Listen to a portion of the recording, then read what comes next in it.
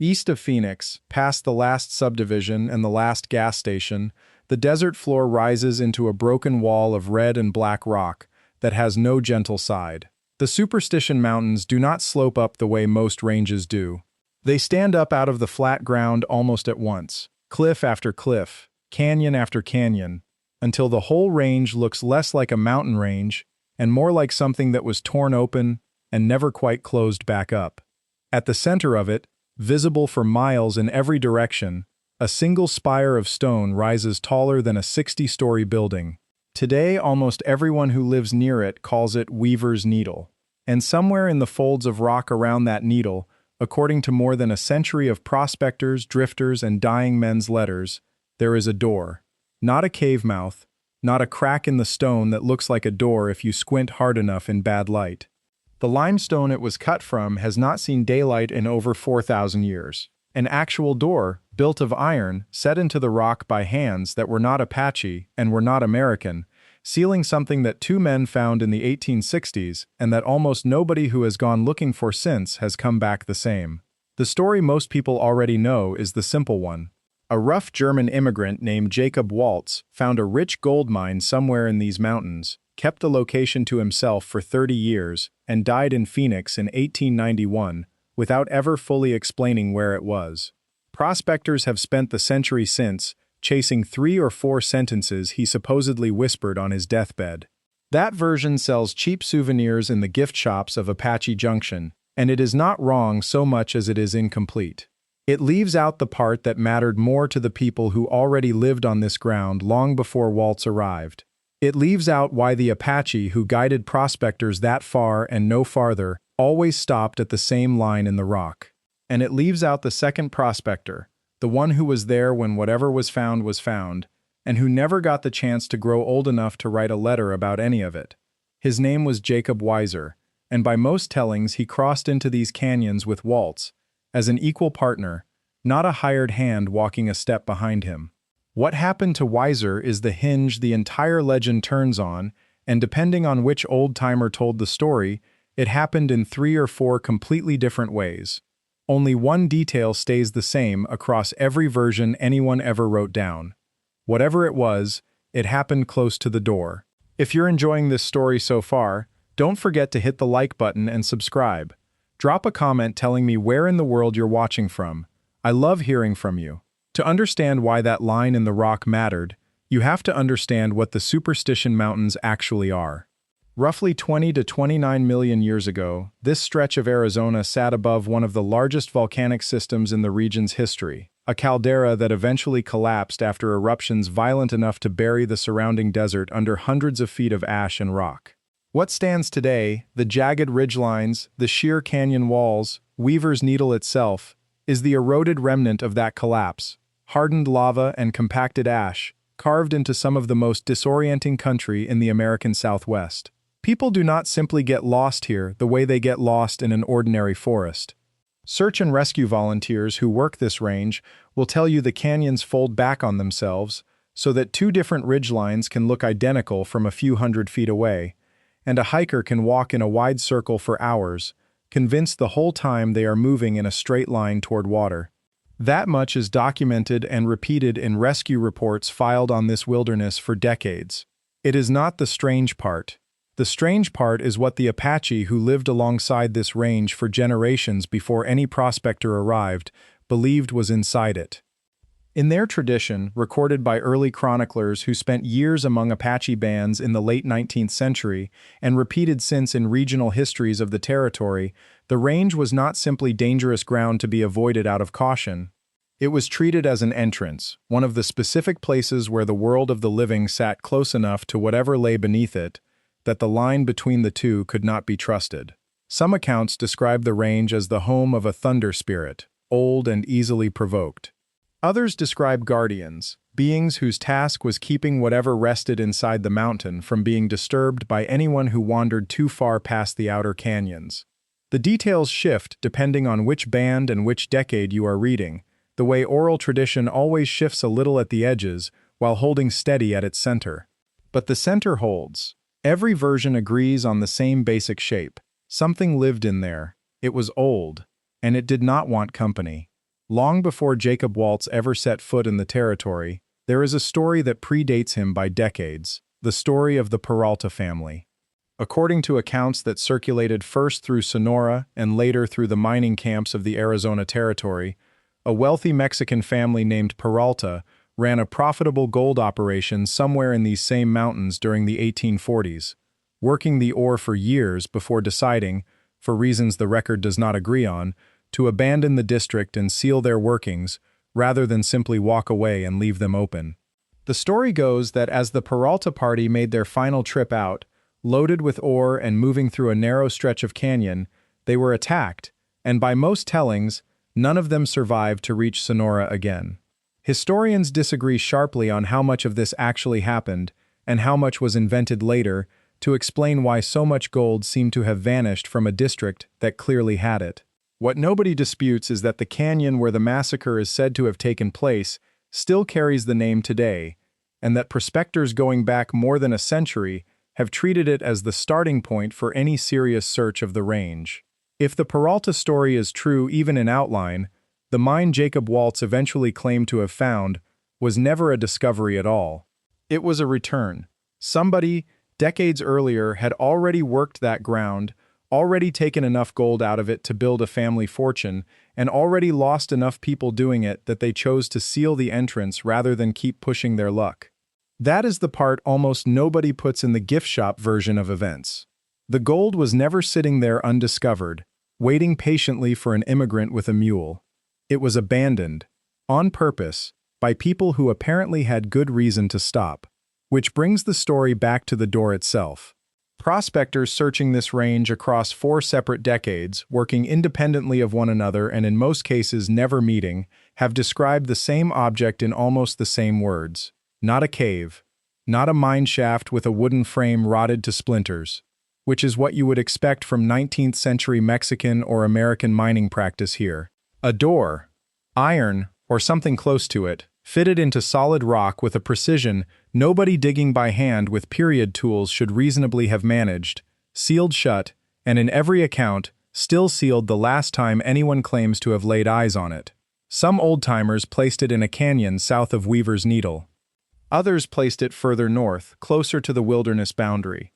The locations do not agree, which is exactly the inconsistency you would expect from a legend built out of rumor passed hand to hand, rather than a single verified encounter, and the honest accounting has to say so plainly.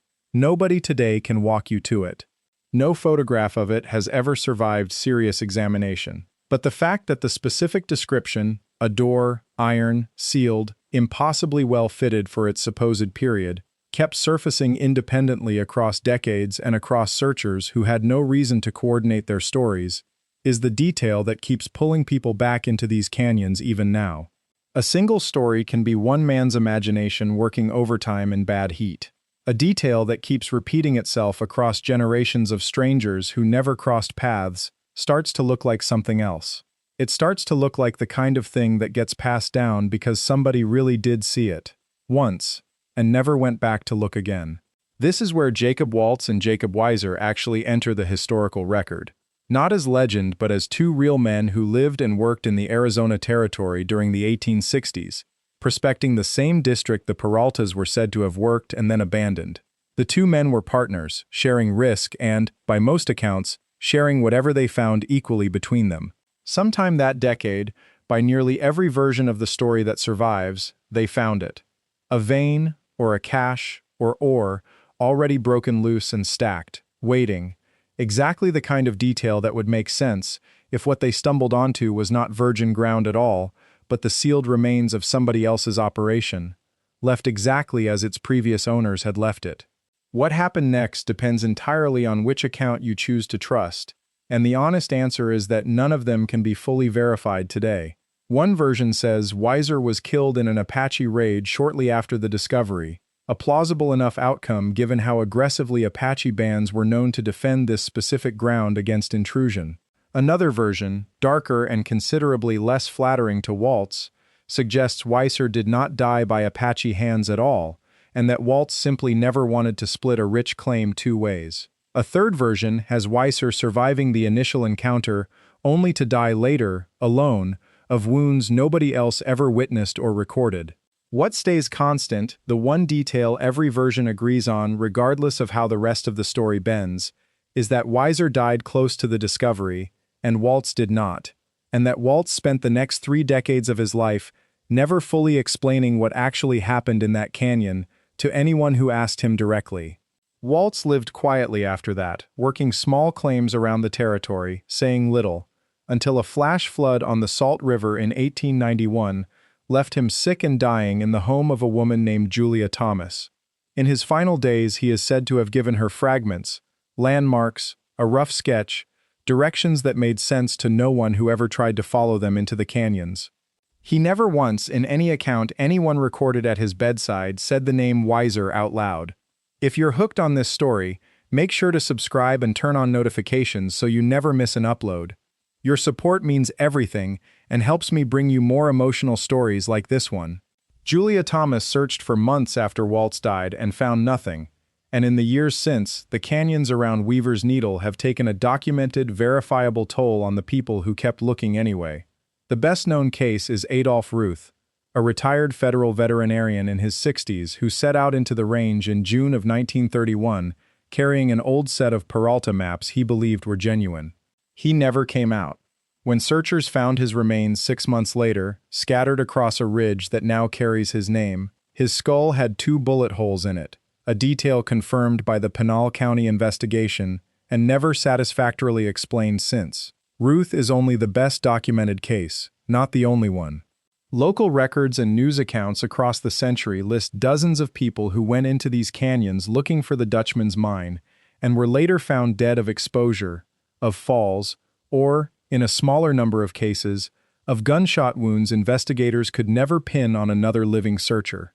The United States Forest Service, which now manages this ground as part of the Superstition Wilderness, still posts warnings specifically about treasure hunting within this range, a level of official caution few pieces of American folklore ever earn from a federal agency. Layered on top of the deaths that can be documented is a category of report that cannot be, and the honest accounting has to hold the two apart. For as long as people have camped in these canyons, hikers and prospectors have described hearing screaming at night, human-sounding, coming from directions that match no known trail or camp nearby. Search and rescue teams occasionally receive calls about it even now, campers convinced someone close by is in danger, only to find no one else anywhere in the area once they check. Some of it almost certainly has an ordinary explanation. Wind moving through narrow rock formations, mountain lions. The acoustics of canyon walls taking a normal sound and stretching it into something worse than it is. Some of it, rangers who have worked this wilderness for years will privately admit, they cannot fully account for. What matters here is not whether the screaming has a supernatural cause. It is that the reports go back further than the Forest Service, further than the Ruth case, back into the same decades when Apache guides were already refusing to lead prospectors past a certain line in the rock. The fear did not begin with Waltz. Waltz walked into ground that people were already afraid of, for reasons that had nothing to do with him at all. In 1949, a set of carved stone tablets surfaced near Florence, Arizona, unearthed, according to the man who found them, from beneath a mesquite tree not far from the range itself. The stones show crude engravings, a heart shape, a horse, a set of symbols some researchers read as a map, and they became known almost immediately as the Peralta Stones, tying them directly back to the family said to have worked and abandoned this ground a century earlier. They are real, physical objects. They exist today, and for years they have been on public display where visitors can walk up and examine every mark on them for themselves. What they are is not settled. Most historians who have studied the stones consider them a 20th century fabrication, cut and aged deliberately to look older than they are, built to cash in on decades of Dutchman fever, rather than to genuinely record where a mine sits. A smaller number of researchers, working from wear patterns and the specific symbols carved into the surface, argue the case is not as closed as the mainstream account insists it is. Nobody has definitively proven either side of that argument. That gap, a physical object anyone can go stand in front of, carrying a claim nobody can fully confirm or fully dismiss, is exactly the kind of unresolved thread this range keeps producing instead of answers. Every time this story looks close to finally closing, something else surfaces to reopen it. Put the pieces next to each other and a shape starts to form that the gift shop version of this story leaves out entirely. Ground Apache tradition had already marked as forbidden, tied specifically to guardians and to spirits that punished intrusion long before any outsider arrived. A family that worked that ground for years, took enough out of it to matter, then sealed it and walked away rather than push their luck further. A door that should not exist by the standards of 19th century mining, fitted with a precision nobody in this territory is known to have possessed, described independently by searchers who never met each other. Two partners who found something inside that sealed ground, one of whom died close to the discovery under circumstances nobody has ever nailed down, and one of whom spent the rest of his life saying almost nothing about it. And 130 years of searchers behind them, some documented dead with wounds nobody claimed, some simply vanished, walking into a range that still produces reports of screaming nobody can trace to a living source. None of that proves guardians in the sense the old stories meant the word. It does not have to. What it proves, at minimum, is that this specific stretch of desert has behaved across 3 separate cultures and a century and a half of recorded history exactly the way a place behaves when something inside it keeps being disturbed and keeps pushing back against whoever disturbs it. The Apache said so first, long before there was any gold rumor to explain the warning away. The Peraltas apparently agreed with their feet, walking away from a productive mine rather than continue working it. And every searcher since, whether they believe in guardians or simply believe in bad luck and thin air, has walked into the same canyons and come out with some version of the same story, on the rare occasions they came out at all. The door, if it exists, has never been found by anyone able to prove it conclusively. No modern survey team, no drone flight, no ground-penetrating radar study conducted across the wilderness in recent years has turned up anything resembling a sealed iron structure set into rock, though searchers still point to specific canyons and insist the right technology has not looked in the right place yet. The Peralta Stones still sit where visitors can examine them, still unresolved, still argued over by people who have spent careers on one side or the other of that fight. Jacob Weiser's actual grave, if he has one anywhere, has never been located. And the Superstition Wilderness, protected today under federal designation partly because of how many people have died searching it, remains one of the only pieces of public land in the country where a park ranger will tell an ordinary day hiker to be careful, not just because of the terrain, though the terrain earns that warning on its own, but because of the specific history attached to certain named canyons inside it. Somewhere past the last known camp, past the line the old Apache guides used to stop at and refuse to cross, this range is still holding whatever it has always held. Maybe that is nothing more than a rich vein of ore and a run of terrible luck, and every death across a century and a half is simply what happens when desperate, hopeful people wander into unforgiving desert country, carrying too little water and too much certainty. Or maybe the guides were right from the very beginning, and Jacob Waltz and Jacob Weiser never found a mine at all in the way the story likes to tell it. Maybe what they found was a door that was never meant to be opened twice, and only one of the 2 men who opened it ever really walked back out from underneath the mountain. Thank you so much for watching until the end. If you loved this story, check out the other videos on your screen now. I think you'll really enjoy them. And don't forget to subscribe if you haven't already. See you in the next story.